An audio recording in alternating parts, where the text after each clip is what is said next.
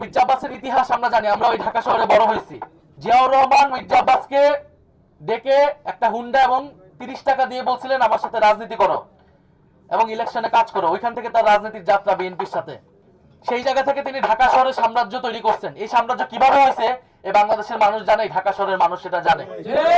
ওনাদের উচিত ছিল গণ অভ্যুত্থানের পরে জনগণের সামনে তাদের অতীতের সকল অপকর্মের জন্য ক্ষমা চাওয়া এবং তারপরে নতুন করে রাজনীতি শুরু করা। তারা জামাতকে অতীত নিয়ে অনেক কথা বলে, তাদের নিজেদের অতীত কিন্তু বাংলাদেশের মানুষ ভুলে নাই। 2001 থেকে 6 যে দুঃশাসন তারা তৈরি করেছে সেটা কিন্তু বাংলাদেশের মানুষ ভুলে নাই। ফলে অতীত ধরে কথা বলতে সবার অতীত ধরে কিন্তু আমরা কথা বলা শুরু করব।